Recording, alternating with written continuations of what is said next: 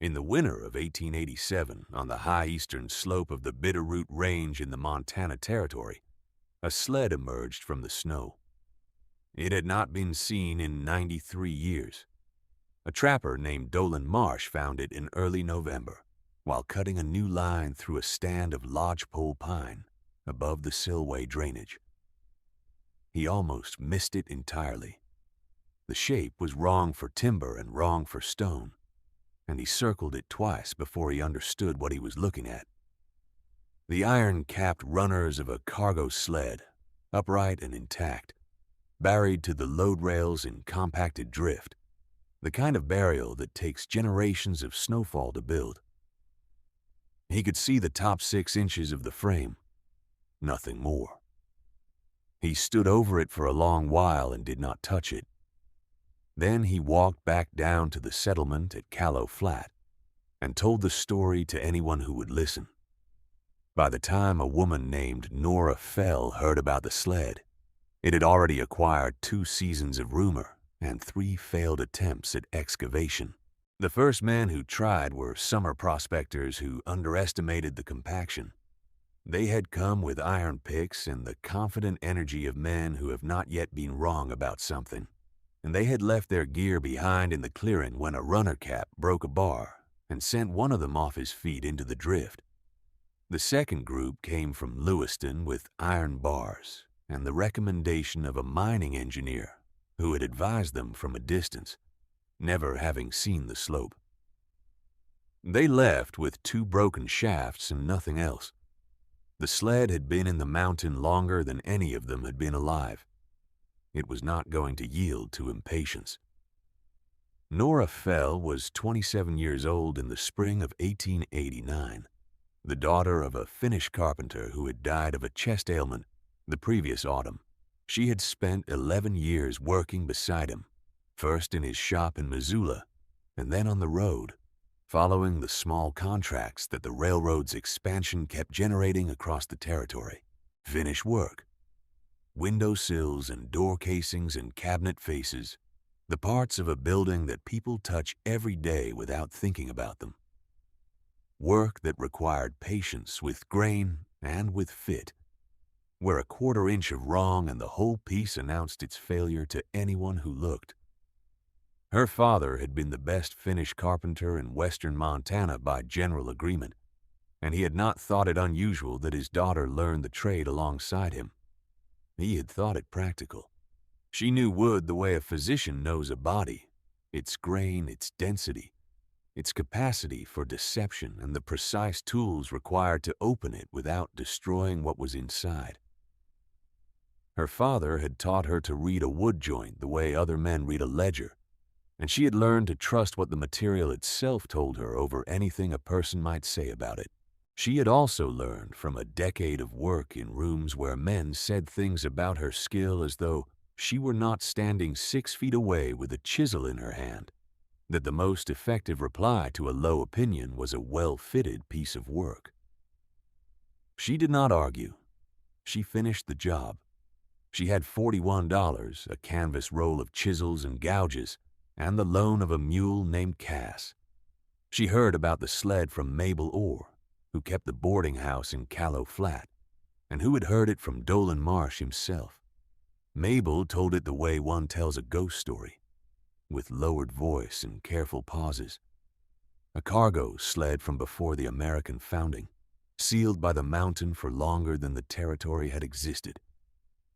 Nobody knew who had left it there. Nobody knew what it carried. The 2 groups of men who had tried to open it had not gotten below the load rail. They had concluded it was probably empty, the way men often conclude that a thing they cannot crack is not worth cracking. Nora listened to all of it without interrupting. Then she asked Mabel if she knew who held the claim on the land. The land above the Selway drainage was federal survey territory, unclaimed and unworked. There was no deed to consult, no owner to negotiate with. The sled sat in the public domain of the mountain, waiting for anyone with the patience to reach it. She spent a week in Callow Flat before she went up. She asked Dolan Marsh every question she could think of, about the way the sled sat in the snow, which direction it faced, whether the frame had flexed at all when the second group pried at it, whether there had been any smell when the ice around the runners was disturbed. Marsh was a careful man, and he answered carefully. He said the frame had not flexed. He said the wood he could see above the drift line was dark, almost black, the color heartwood gets when it has been under pressure for a very long time. He said there had been no smell at all, which meant the compression had held, and the interior, if there was one, had not been compromised by melt and refreeze cycles. Nora nodded and wrote nothing down. She kept it in her head, the way her father had always kept measurements. Marsh watched her go through her questions, and then he watched her think, and then he said, because he was a direct man, that she knew something about wood. She said she had done some carpentry, yes. He looked at her hands for a moment, which told him more than the word carpentry did, and he said he hoped she knew what she was getting into. The mountain above the Selway wasn't the kind of place that forgave miscalculation in May. The snowpack shifted. The lower slopes could go soft underfoot in the afternoon and refreeze at night into a crust that would not hold a mule's weight. He had broken through twice himself in 12 years of working that drainage, and he was a man who knew how to read a slope. Nora said she appreciated the information. Then she asked him one more question. When he had stood over the sled in November of 1887, and when he had circled it twice and understood what he was seeing, what had his first thought been? He thought about it. He said that whoever left it there did not leave it by accident. She said that was her thought too. She went up on the second Monday of May when the snowpack had dropped enough to work, but the upper slopes were still firm enough to travel. She took Cass in a pine box sled of her own, loaded with tools, a canvas shelter, 10 days of provisions, and a 50-foot hemp rope. The trail Marsh had cut the previous autumn was clear enough above the 4,000-foot line, marked by his blaze cuts on the lodge poles. At intervals she could follow in the early morning light. She made the site by early afternoon. The sled stood in a small clearing where the lodge poles thinned. The spring thaw had dropped the surrounding snowpack by another 1.5 feet since Marsh had last seen it, and the load rails were now visible in full, along with the first 8 inches of the cargo box above them. The wood was exactly as Marsh had described, almost black, compressed to a hardness that made it look more like stone than timber. She pulled off her glove and pressed her thumb against the exposed face of the load rail, and felt nothing give. Not even the surface fiber moved. The pressure had driven out every pocket of air and most of the remaining moisture, leaving something that had the density of quarried ironwood, the hardest timber she had ever worked with in her father's shop. She put her glove back on and stood back and looked at the whole structure. The iron runner caps had rusted to a deep oxide brown, flaking at the edges but structurally intact. The frame joints, where she could see them, showed a construction method she did not immediately recognize. The mortise angles were steeper than any she had seen in her father's shop, cut at an inclination that would have been unusual, even for a craftsman trained in the eastern states, and almost certainly reflected a tradition she had not encountered before. French, she thought, or someone trained in a French tradition. The joint geometry told you something about where a carpenter learned his work. She crouched in the snow for a long time and looked at the joints without touching anything. This is the kind of question that stops you if you let it. Who built this and what did they know? She set her shelter 50 yards downslope and spent the remainder of that first afternoon simply clearing snow from around the frame with a wide wooden shovel, working slowly and evenly, taking off no more than 6 inches per pass. The snow at depth was not powder, but consolidated, granular, pressing against the sled's exterior with a force she respected.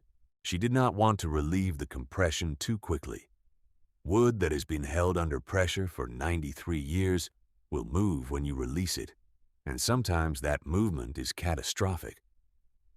She had seen it happen once with a beam her father had pulled from a collapsed section of a river warehouse in Missoula, a piece that had been under load for 40 years. When they freed it, it had split along a grain fault that had been invisible under the weight, running a crack 6 feet long in under a second. A sound like a rifle shot in the empty building. Nothing inside had survived. She did not relieve the compression quickly. Over the next 3 days, she cleared the exterior of the cargo box in 8-inch layers, allowing the wood to adjust between sessions. She worked in the mornings before the sun was high, and again in the late afternoon when the light came in, level from the west, and cast the grain of the darkened wood into relief she could read from a standing position. The cargo box was larger than she had expected. 4 feet across, 7 feet long, the walls thick enough that she had to reset her estimate of the total weight twice. Whatever was inside had been built to survive a long time in a cold place. That was not an accident. A box this size, with walls this thick, built by someone who knew the joint geometry she was looking at, had been constructed with a specific purpose. It was not a cargo sled repurposed for storage. It had been made for this. On the 3rd evening, she sat in her shelter and ate salt pork and dry biscuit and wrote in her notebook by candlelight. She wrote what she had observed. The dimensions, the wall thickness, the joint angles, the condition of the iron runner hardware, the behavior of the wood as it was exposed layer by layer. She drew the joint profile from memory. 2 versions because she was not entirely certain she had the angle right, and she wanted to see both possibilities on paper before she committed to an interpretation. The candle flame bent in a draft from under the canvas door, and she weighted the notebook's pages with her mallet to hold them flat. The mountain made no sound above her except the occasional tick of pine contracting in the cold. She had been on sites like this before, not precisely like this, but similar in the feeling. A place where the work required more patience than she had originally allocated, and where the patience, once committed to, became its own kind of resource. Her father had called it settling in. You stopped fighting the pace of the thing and matched it instead. After that, the work went better. On the 4th day, she reached the base of the runners and found the first real mystery. The runners had been deliberately sunk into the ground before the snow came, not placed on snow and then buried by subsequent winters, the way a lost sled would be found, but driven into frozen earth and then anchored. 2 iron rods, each as thick as her thumb, had been driven through flanges on the runner caps into the soil below, set with a precision that suggested a maul and a pilot hole, not a hasty improvisation. The flanges themselves were not standard runner hardware. They had been fabricated separately and attached, which meant someone had planned for this when the sled was built, or had modified the sled specifically for the purpose of anchoring it. The work had been done carefully. Someone had left this sled here on purpose, fixed it against moving, and walked away. She sat on her own supply box and looked at the iron rods for a long while. The cold came in off the upper slopes, and she turned her shawl tighter at the collar. Her father had built a cedar chest once for a woman in Missoula who needed to store documents. He had shown Nora the construction method. Double walls with a moisture-absorbing bark liner between them, and a lid sealed with a beeswax compound along the mating surfaces. A document chest, he had called it, not for valuables in the ordinary sense, not for money or jewelry, but for things that had to survive a long time without being watched over. Paper needed controlled humidity and stable temperature and physical protection from compression. A chest built correctly could provide all 3, even in a damp climate, even for decades. She went back to camp and did not sleep well. On the fifth morning, she began the work of uncovering the lid. The cargo box had a fixed lid. She had determined, not a hinged one. Set into the top of the box and secured by 4 iron clasps, she could now see across the front face. The clasps were the same deep oxide brown as the runners, and they had corroded into the closed position over 93 years in a way that was not the simple corrosion of rust, but something more like a slow welding, the metal oxide bonding to the wood grain around the clasp plates in a way that would require patience rather than force to undo. She cleaned them carefully with a narrow blade knife, removing the surface oxidation layer by layer, pausing whenever the blade found resistance and working around the resistance rather than through it. Then she applied a small quantity of rendered tallow to each clasp, working it into the joint between the metal and the wood, and left it to penetrate overnight. She was not in a hurry. She had 7 days of provisions left, and the task would take what it took. On the 6th day, she found Augustin Crow.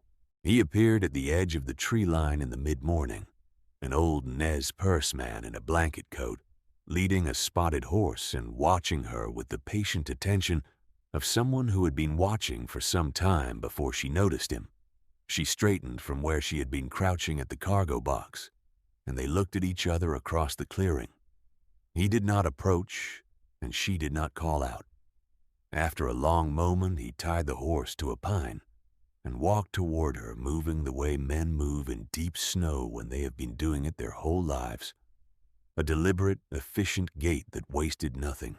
His name was Augustin Crow, he told her, and he had spent 30 years trapping the Selway drainage. He knew the sled. He had known it since he was a young man, when his uncle had shown it to him and told him to leave it alone. His uncle had learned the same instruction from his own father. He sat on a fallen log, and she sat across from him on her equipment box, and he told her what he knew. He did not perform the telling. He gave it plainly in the order he had received it, and she listened without interrupting. The sled had been left by a French-Canadian trapper named Belancourt in the autumn of 1794.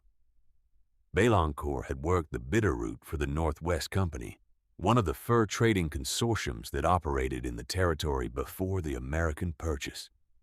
He had been a meticulous man, Augustine's uncle had said, the kind who kept his own records separate from the company's because he did not entirely trust the company's accounts. He had a reputation among the other independent trappers in the drainage as someone who measured twice and wrote down what he measured and kept what he wrote. He had worked the bitter route for 7 years, delivering prime beaver pelts to the company post at the Clearwater each season. In the autumn of 1794, he had sent a load of prime pelts down to the post, 3 separate deliveries over the summer and early fall, and the post record had shown 30 pelts received across all 3. Belancourt's own count had been 112. He had confronted the post factor about it and been told the count was the count. The factor's name was Gilles Renault. He was a company man of the administrative type, the kind whose authority derived entirely from his position, and who therefore defended his position with the particular viciousness of someone who has nothing else. He had told Belancourt that any discrepancy between a trapper's private count and the company's official record was the trapper's error, and that if Belancourt wished to dispute it, he was welcome to take the matter to the company's directors in Montreal, a journey of some 2,000 miles that he said with the calmness of someone who knew the distance would not be traveled. Belancourt had come back to the mountain that winter, and he had not come back down. What happened to Belancourt on that mountain was not recorded anywhere Augustine knew of. His body had never been found.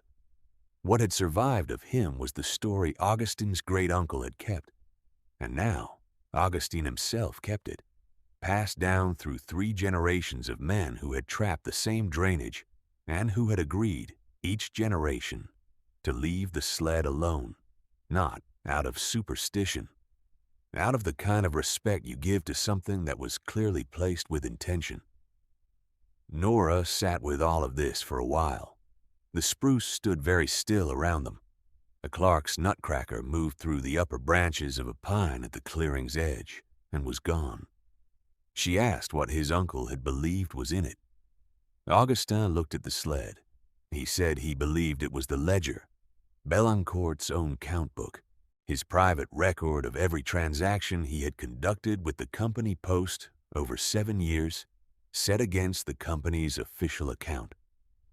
If a man like Belancourt had come back to the mountain knowing the company had stolen from him, and knowing he could not prove it by word alone, the most useful thing he could do would be to go back to the place where he had kept his private ledger and retrieve it before winter closed the passes.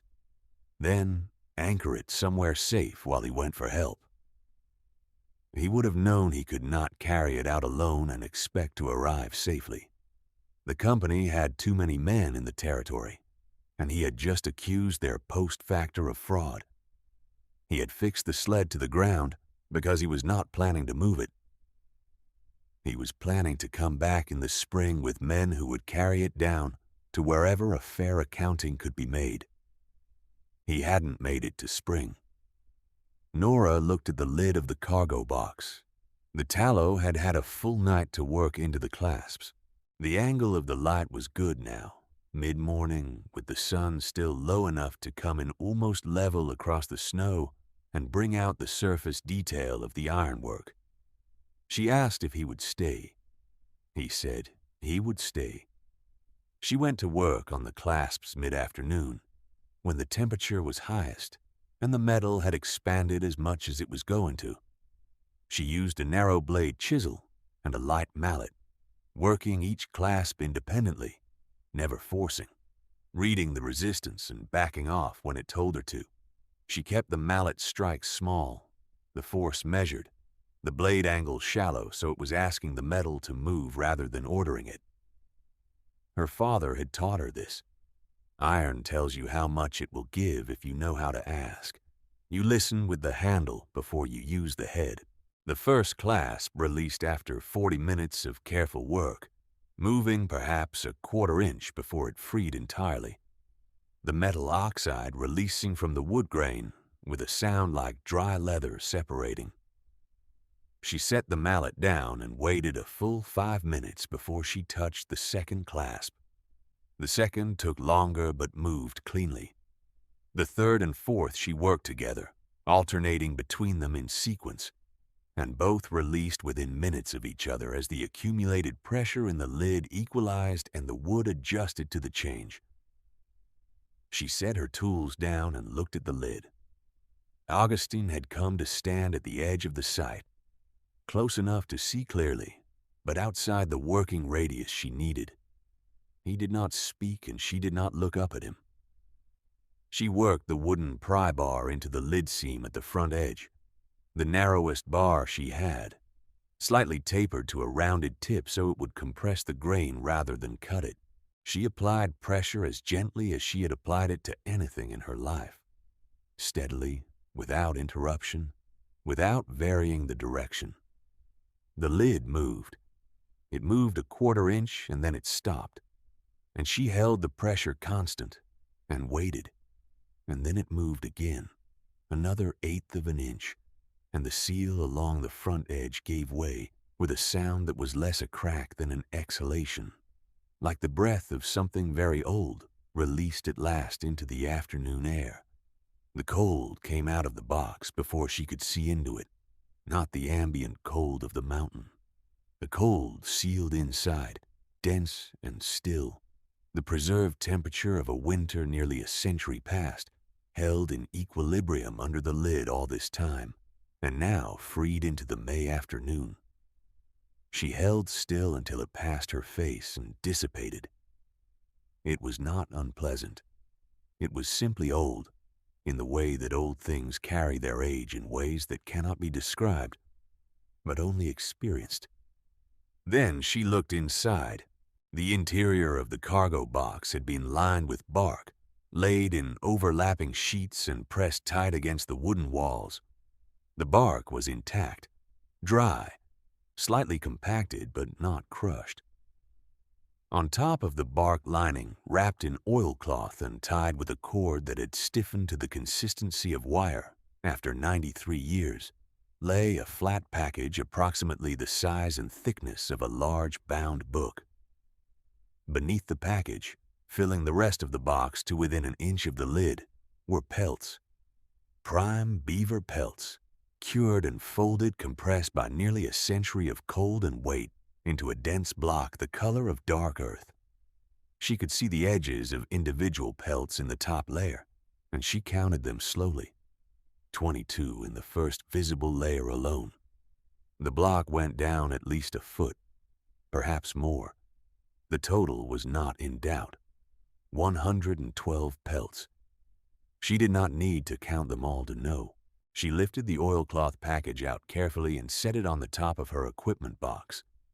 The cord broke when she touched it, the fiber simply giving way at the first stress after decades of cold. Beneath the oilcloth was a second layer of cured hide, sewn shut with gut thread that had survived perfectly, and under that a third layer of oilcloth also sewn shut.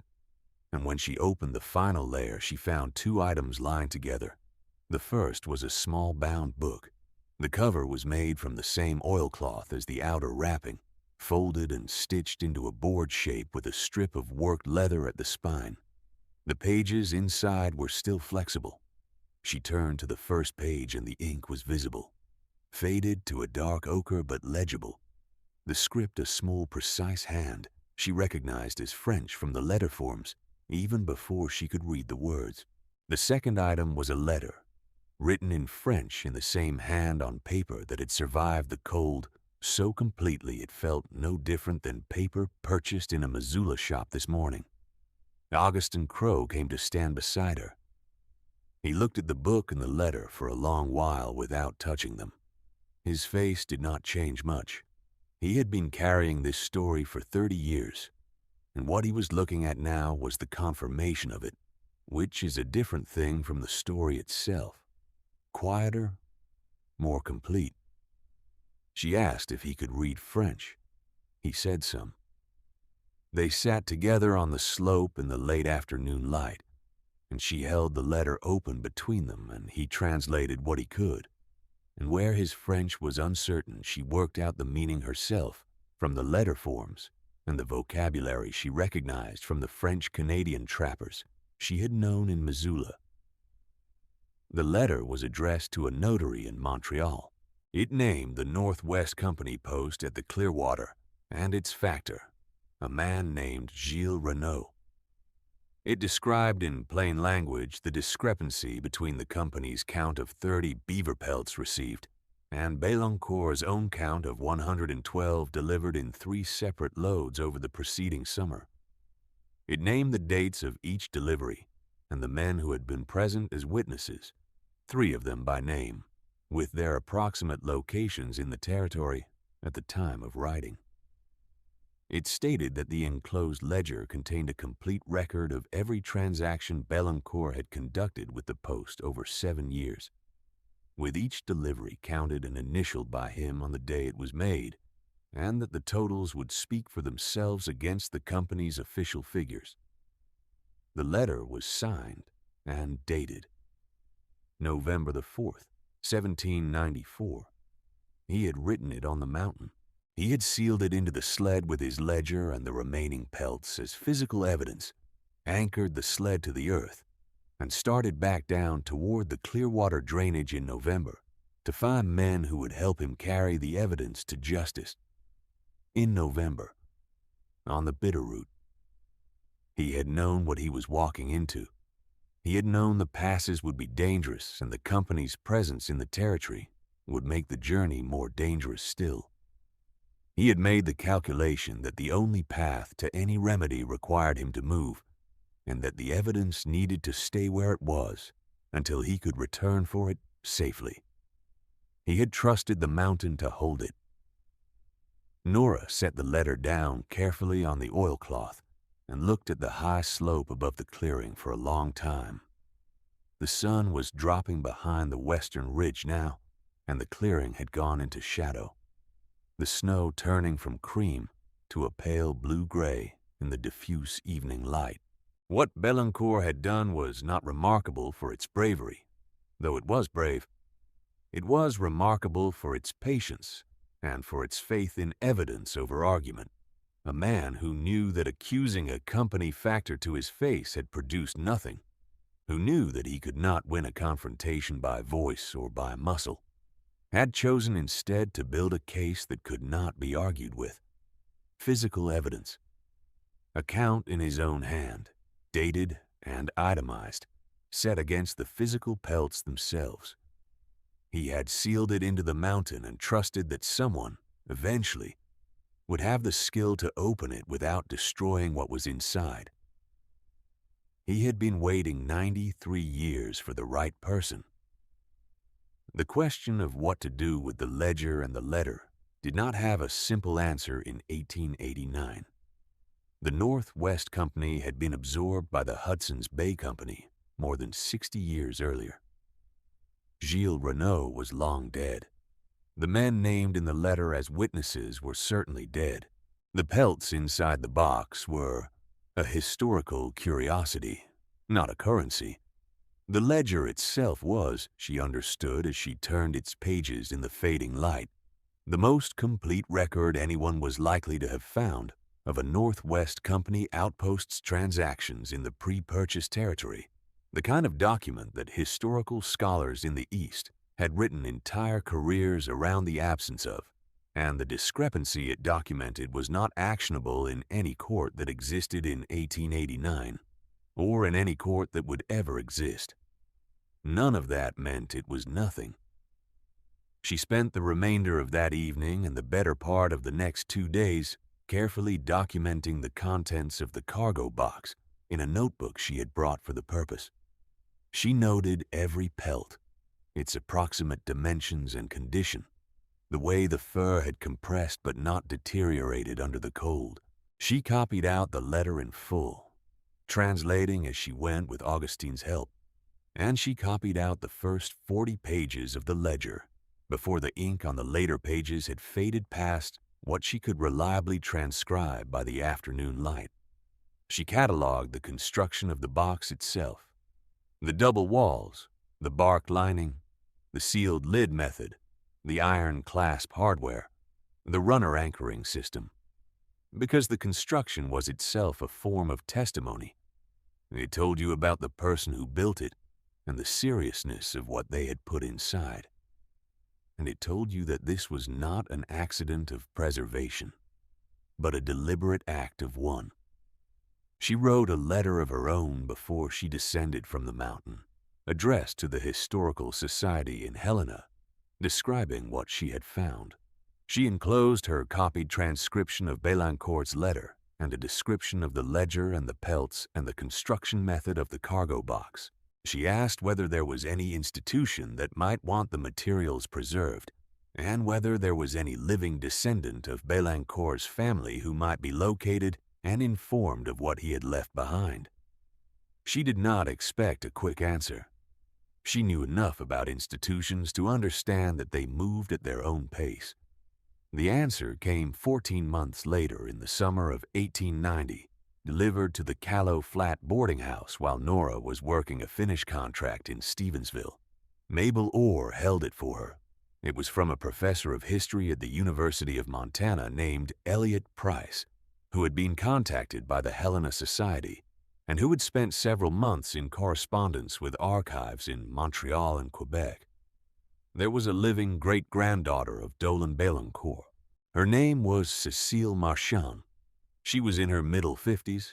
She lived in Quebec City, and she had grown up with the family story of the ancestor who had gone into the Montana mountains in the winter of 1794 and not returned. The letter from Professor Price was formal and careful and very long, and at the end of it he asked whether the original materials might be transported to the university for preservation and study. Nora wrote back and said they could, on one condition. The transcription of Belancourt's letter and a clear summary of the ledger's account against the company's official figures must be published in full, in both English, and French, in whatever journal the professor thought appropriate, and the published record must acknowledge by name the discrepancy that Belancourt had documented and the name of the post factor who had falsified the company's accounts. She was not interested in a public spectacle. She was interested in a correction to the record. There was a difference. Professor Price wrote back within a week to say he agreed completely, and that he considered it one of the most significant documentary finds the region had produced in his career. He used words like remarkable and extraordinary that Nora found unnecessary but did not object to. The point was the agreement, not the adjectives. It took another year. Publications moved at the pace of publications. The article appeared in the spring of 1891 in both the university's historical journal and in a French-language periodical in Montreal that the Historical Society arranged for, and Cécile Marchand saw it before she died the following winter. Nora never learned whether the old woman had taken any comfort from the printed acknowledgment of what her great-grandfather had known and tried to prove. She thought about it sometimes in the way you think about things you will never be able to confirm. She hoped she had. She thought it was likely that she had. The sled itself remained on the mountain. Nora had asked Augustin what he thought should be done with it, standing together in the clearing on her last evening there, with the box now open and its contents in her keeping. He had been quiet for a time, and then he said what 3 generations of his family had believed, that it had been there long enough that the mountain had a kind of claim on it, and that moving it would be the same as erasing the mark it had made on that particular piece of earth. She had agreed with that without needing to think about it. Some things, once opened, are not improved by being relocated. She went back to finish carpentry in the fall of 1889, taking contracts across the river towns of western Montana as the railroad pushed further west, and the settlements it fed needed the kind of work her father had specialized in: window casings and door surrounds and the small, precise fitted work of inhabited rooms. She was good at it, and she knew she was good at it, which is not the same thing as pride, but is the thing that makes a craftsperson worth hiring. She set her own rate and she held it, and after the first winter she did not need to argue for it.